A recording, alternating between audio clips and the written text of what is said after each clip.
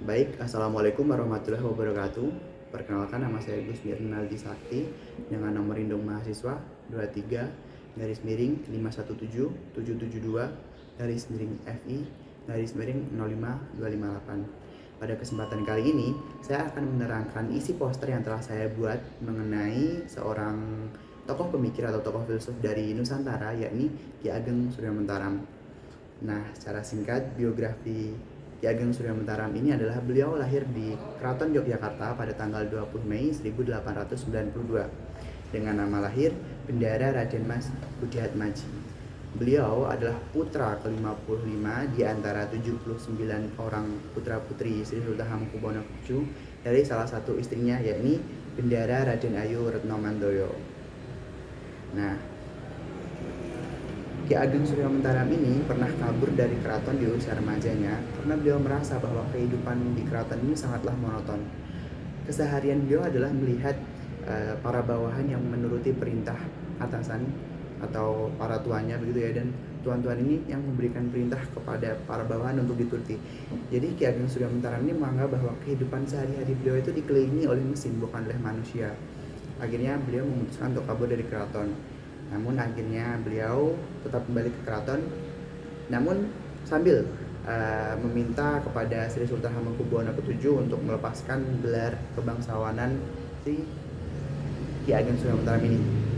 Namun oleh Sri Sultan Hamengkubuwono ke-7 permintaan tersebut tidak dikabulkan. Hingga pada akhirnya pada tahun 1921 Sri Sultan Hamengkubuwono ke-7 meninggal dan digantikan oleh Sri Sultan Hamengkubuwono ke-8. Nah, Ki Ageng Surya Mentaram ini meminta kembali begitu kepada penerus Sri Sultan tadi, yaitu Sri Sultan Hamengkubuwono ke-8, untuk melepaskan gelar kebangsawanannya, dan akhirnya permintaan tersebut dikabulkan. Nah, pasca meninggalkan keraton, Ki Ageng Surya Mentaram ini memutuskan untuk hidup sederhana sebagai seorang petani di desa Bringin, Salatiga, Jawa Tengah. Di desa tersebut, Ki Ageng Surya Mentaram dianggap sebagai orang cerdas karena keahlian beliau dalam tirakat agama. Nah, di desa itu juga Ki Ageng Surya Mentaram ini menghasilkan cukup banyak buah filosofis begitu ya. Namun pada kesempatan kali ini saya hanya akan menerangkan satu buah filosofis beliau yang paling terkenal, yakni Kawruh Begja atau ilmu bahagia. Kawruh Begja ini merupakan karya filosofis utama Ki Ageng Surya Mentaram yang berisi gagasan tentang mengejar kebahagiaan dan pengembangan jiwa manusia. Dalam Kawruh Begjanya, Ki Ageng Surya Mentaram ini menegaskan bahwasanya hidup bahagia adalah hidup sewajarnya, bahwa bahagia adalah hidup sewajarnya, tidak berlebihan namun juga tidak kurang. Ajaran-ajaran Ki Ageng Surya Mentaram ini menekankan bahwasanya keinginan itu merupakan sumber ketidakbahagiaan. Jadi untuk mencapai suatu kebahagiaan, sebisa mungkin kita harus meminimalisir keinginan kita gitu. Nah, dalam Kawruh Begja beliau, Ki Ageng Surya Mentaram ini sebenarnya ada cukup banyak poin-poin atau subbab begitu ya yang dibahas oleh Ki Ageng Surya Mentaram ini. Namun saya di sini mengutip dua yang menurut saya bisa saya sampaikan, yakni yang pertama adalah mulur dan mungkret. Secara singkat, mulur dan mungkret ini adalah suatu keadaan di mana kebahagiaan dan kesedihan adalah sebuah siklus. Menurut Ki Ageng Surya Mentaram ini, mulur merupakan keadaan di mana tercapainya keinginan itu tidak menjamin munculnya rasa bahagia, karena rasa bahagia itu sifatnya mulur atau memanjang. Jadi ketika manusia atau seseorang itu berkeinginan gitu ya, dan keinginan itu berhasil didapatkan, pasti manusia akan berkeinginan yang lebih lagi begitu. Jadi seakan-akan memerangkapkan manusia dalam kesengsaraan, karena itu tadi keinginan adalah sumber ketidakbahagiaan. Namun dari apa yang beliau terangkan mengenai mulur ini, beliau juga menyelingi adanya konsep mungkret atau mengecil begitu ya. Mungkret adalah setiap rasa susah pun juga pasti tidaklah tetap, karena rasa susah yang disebabkan tidak tercapainya suatu keinginan, pasti keinginan itu akan mungkret atau memendek atau menyusut, dan dalam keputusasaan manusia akan lebih menghargai hal-hal kecil yang pernah ia capai. Jadi di sini Ki Ageng Surya Mentara intinya menekankan bahwa seperti yang tadi saya sebutkan, bahwa kebahagiaan dan kesedihan itu adalah sebuah siklus. Ketika kita bahagia, kita akan berkeinginan untuk lebih bahagia lagi, sehingga akan menjerumuskan kita kepada kesedihan. Namun ketika kita merasa sedih, kita juga akan merasa bahagia atas hal-hal yang telah kita dapatkan sebelumnya, begitu.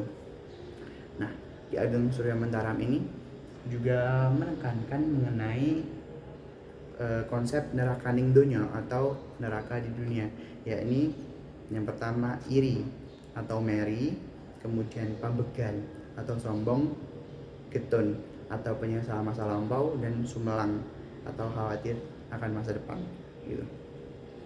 Nah, untuk hidup bahagia begitu ya, Ki Ageng Surya Mentaram ini menegaskan bahwa kita harus menghindari sifat-sifat itu tadi, yakni iri, terus sombong, kemudian getun atau kecewa dan menyesali masa lampau, dan khawatir akan masa depan gitu ya. Sebenarnya Ki Ageng Surya Mentaram ini tidak benar-benar menolak akan adanya hal-hal tersebut, namun beliau menegaskan bahwa intinya jangan berlebihan.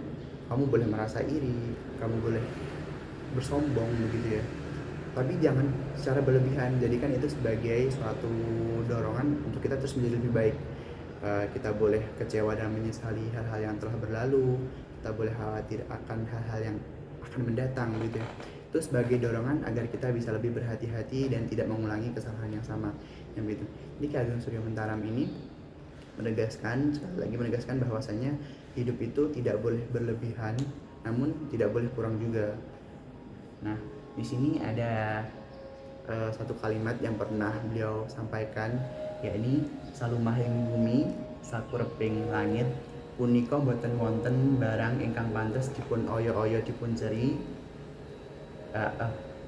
dipun oyo-oyo dipun padosi utawi dipun ceri-ceri dipun tampik, yang dimana artinya itu di atas bumi dan di kolong langit ini tidak ada barang yang pantas dicari, dihindari, atau ditolak mati-matian. Jadi di sini Ki Ageng Surya Mentaram ini berusaha meromantisasi hidup, saya rasa seperti itu. Jadi apabila ada kebahagiaan yang datang, beliau mengucapkan selamat datang. Apabila ada kebahagiaan yang pergi, beliau mengucapkan selamat tinggal, begitu. Kemudian apabila ada kesedihan yang datang, beliau juga mengucapkan selamat datang. Apabila ada kesedihan yang pergi, beliau juga mengucapkan selamat tinggal kepada kesedihan tersebut.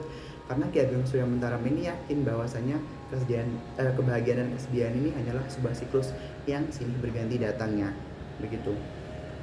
Kemudian dalam hidup, Ki Ageng Surya Mentaram ini juga memberikan satu